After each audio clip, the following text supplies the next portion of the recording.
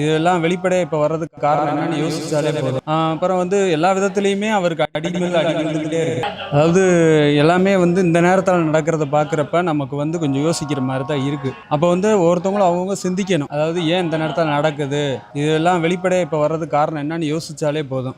அப்புறம் வந்து எல்லா விதத்திலையுமே அவருக்கு அடிமேல் அடி விழுந்துகிட்டே இருக்கு. அப்போ வந்து மக்கள் வந்து சிந்திக்கணும். விஜய்க்கு மட்டும் இல்லை, எல்லாருக்குமே பார்த்து சிந்திச்சு ஓட்டு போடணும். இது வந்து கான்ட்ரவர்சின்றது ஏற்படுத்திக்கிறது உண்மைதான். அதுக்காக வந்து ஒரு கெட்ட தவறான கான்ட்ரவர்சின்றது தனக்குத்தானே யாரும் ஏற்படுத்திக்கிறதுக்கு அந்த அளவுக்கு துணிய மாட்டாங்க. அப்படிங்கிறப்ப இது அவருடைய சொந்த பிளானா இருக்கிறதுக்கு வாய்ப்புகள் குறைவு தான். கண்டிப்பா இப்போ உள்ள தலைமுறைகள் சிந்திப்பாங்கன்னு நம்ம நம்புறோம். அதனால வந்து இதனால வந்து இதை வச்சுலாம் வந்து விஜயோட ஃபேன்ஸ் வந்து வேற எதுக்கு மாறுறதோ அப்படின்றது வந்து யோசிக்க மாட்டாங்க. பெண்கள் இதை பத்தி யோசிக்க வாய்ப்பு இருக்கு. ஒரு பெண்ணினுடைய இடத்துல இருந்து யோசிக்கிறப்ப அவங்க யோசிப்பாங்க.